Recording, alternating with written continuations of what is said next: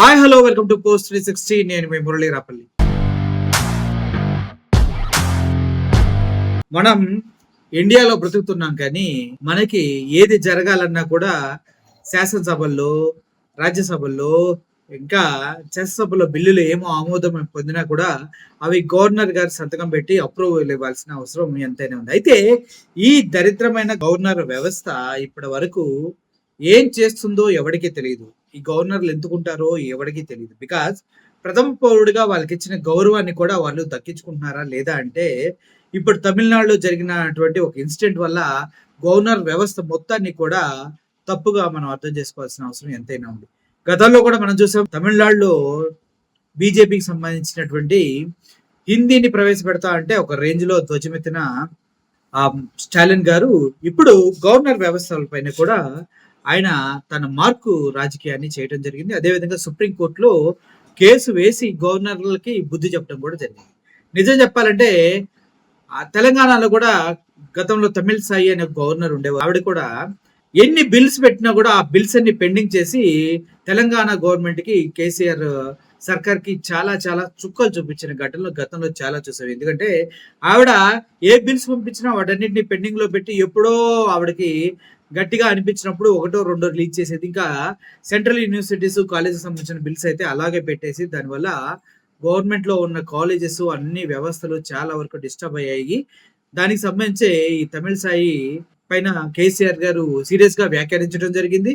ఏంది గవర్నర్ అయితే ఎక్కువ అని మాట్లాడటం కూడా జరిగింది. ఓకే, ఇదంతా పక్కన పెడితే ఆవిడే మళ్ళీ బీజేపీలోకి వెళ్ళి ఎంపీగా పోటీ చేసి ఓడిపోవడం, గవర్నర్ కాస్త బీజేపీ పార్టీ నాయకురాలుగా ఉండటం జరిగింది. ఇలా గవర్నర్లు వాళ్ళ ఇష్టానుసారంగా ప్రవర్తిస్తూ బీజేపీకి తొత్తులుగా మారి వాళ్ళు ఏది చెప్తే అది చేస్తూ ముందుకు వెళ్తున్న తరుణంలో ఎవరైతే తమిళనాడు ముఖ్యమంత్రి ఎన్కే స్టాలిన్ ఉన్నారో ఆయన ఈ గవర్నర్ వ్యవస్థ పైన సుప్రీంకోర్టుకు వెళ్ళడం జరిగింది.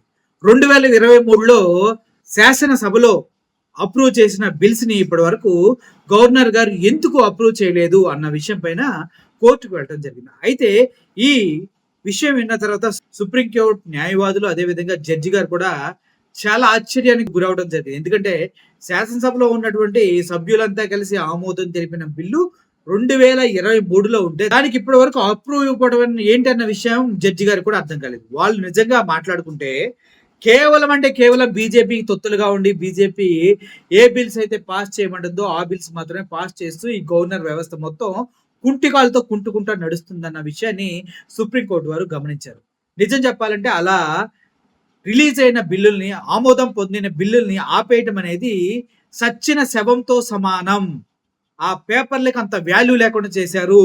సభలో ఉన్న ఎమ్మెల్యేలంతా కలిసి బిల్లు ఆమోదం చేసి గవర్నర్ ముందు పెడితే తమిళనాడు గవర్నర్ అయిన ఆర్ఎన్ రవి వాటిని సంవత్సరాలు ఆయన దగ్గర పెట్టుకొని దాచుకొని ఆనందిస్తా ఉన్నాడంట. ఈ సాడిస్టిక్ ఆనందం ఏంటంటూ సుప్రీంకోర్టు ప్రశ్నించడం తప్ప ఇంకోసారి ఇటువంటి తప్పు జరిగితే ఊరుకునేది లేదు.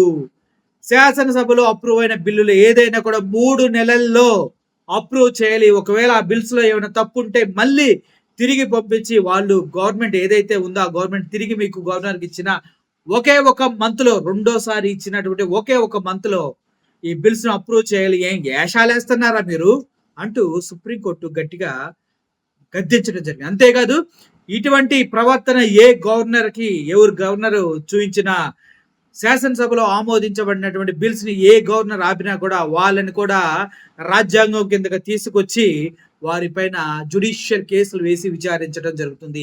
దీనివల్ల ఎంతమంది ప్రజలు బాధపడుతున్నారు. ఈ బిల్స్ ఓకే అయిన తర్వాత కూడా మీరు పంపించకపోవడం వల్ల అక్కడ ఎంత పని జాప్యం జరుగుతుందన్న విషయం మినిమం ఆలోచన శక్తి జ్ఞానం లేకుండా గవర్నర్స్ ఇలా బిహేవ్ చేయడాన్ని సుప్రీంకోర్టు తీవ్ర స్థాయిలో ఖండించింది. అంతేకాదు ఇక పైన ఎప్పుడు ఇలా చేయొద్దంటూ అందరు గవర్నర్స్ కి అల్టిమేటం జారీ చేసినట్టుగా చెప్పేసింది. అంతేనా, ఎప్పుడైతే 2023లో స్టాలిన్ గవర్నమెంట్ బిల్స్ ని గవర్నర్ గారికి సబ్మిట్ చేసిందో ఆ తర్వాత మళ్ళీ గవర్నర్ గారు తిప్పి పంపించి ఎప్పుడైతే దాంట్లో కరెక్షన్స్ చేయమని చెప్పారో ఆ కరెక్షన్ చేసి మళ్ళీ స్టాలిన్ గవర్నమెంట్ మళ్ళీ గవర్నమెంట్ కి సబ్మిట్ చేసిన నెక్స్ట్ మంత్ నుంచే అంటే 2023 నుంచే అసెంబ్లీలో ఆమోదం పొందిన బిల్స్ ని అధికారికంగా అమల్లో ఉన్నట్టుగా సుప్రీంకోర్టు ప్రకటించింది. ఇది అసలు ఇక్కడ మనం చెప్పుకోదగ్గ విషయం. ఎప్పుడు 2023 నుంచి 2025 వరకు పెండింగ్ పెట్టిన గవర్నర్ బిల్స్ ని గవర్నర్ కి చెప్పుతో కొట్టినట్టు సమాధానం చెప్తూ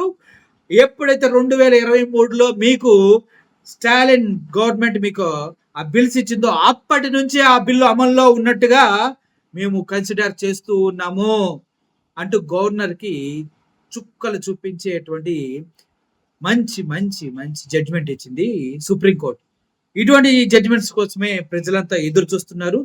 స్టాలిన్ గారు నిజంగా చెప్పాలంటే తీసుకుంటున్న ప్రతి నిర్ణయం ప్రజల కోసమే. ఎప్పుడంటే బలవంతంగా హిందీని సౌత్ స్టేట్స్ లో రుద్దాలని చూస్తున్నప్పుడు ఆయన దాన్ని వ్యతిరేకిస్తూ ఆల్ పార్టీ మీటింగ్ ని పెడతాం జరిగింది. దాని తర్వాత మళ్ళీ ఇప్పుడు గవర్నర్ వ్యవస్థని ప్రశ్నిస్తూ ఆయన కోర్టులో కేసు వేసి ఇప్పుడు గెలవడం జరిగింది.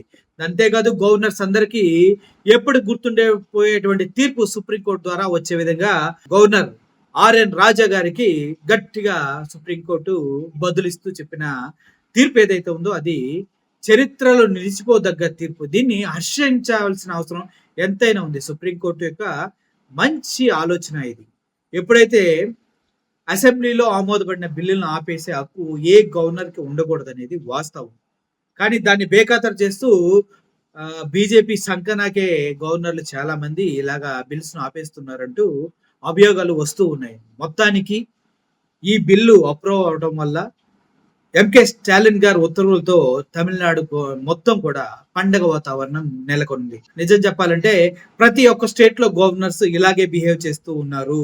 వాళ్ళ ఇష్టానుసారంగా ఎవడు మమ్మల్ని అడుగుతాడులే, మేం ప్రథమ పౌరులం, మేం చెప్పిందే రాజ్యాంగం, మేం చేసే వరకు ఆగాల్సిందే, గవర్నమెంట్లు ఏంటి, రాజకీయ నాయకులు ఏంటి, ఎవడైనా మా కాళ్ళ దగ్గరికి రావాల్సిందే అన్నటువంటి గర్వం తలకెక్కి ప్రభుత్వాన్ని చిన్న చూపును చూస్తూ సెంట్రల్ గవర్నమెంట్ కు తగినటువంటి బీజేపీ వాళ్ళతో తొత్తులుగా మారి ప్రవర్తిస్తున్న విషయాన్ని ఇప్పుడు సుప్రీంకోర్టు చాలా చాలా చాకచక్యంగా చాలా చాలా ఘోరంగా బుద్ధి చెప్తూ ఇచ్చిన తీర్పు అనేది ఎంతో గొప్పది అంటున్నారు. అదేవిధంగా రాబోయే రోజుల్లో స్పీకర్స్ పైన కూడా ఇటువంటి యాక్షన్ తీసుకోబోతుందా సుప్రీంకోర్టు అంటే అవునని అనిపిస్తుంది. ఎందుకంటే స్పీకర్ మీకు ఓం బిర్లా గారిని చూసినట్లయితే బీజేపీ వైపు చూస్తూ నవ్వుకుంటూ ప్రేమగా మాట్లాడతారు. ఎందుకంటే ఈయన ఆర్ఎస్ఎస్ సభ్యుడు కాబట్టి. అదే కాంగ్రెస్ పార్టీ వాళ్ళు ఏదైనా మాట్లాడినప్పుడు వాళ్ళ వైపు సీరియస్ గా చూస్తూ ఏంటో మొత్తం ఒక్కొక్క వెళ్ళకలే మారిపోతూ కాంగ్రెస్ కి టైం కూడా ఇవ్వడు. ఇటువంటి స్పీకర్లు మనకు కూడా ఇక్కడ చాలా మంది ఉన్నారు. జగన్మోహన్ రెడ్డి చచ్చిపోతే బాగుండు, చంపేద్దాం,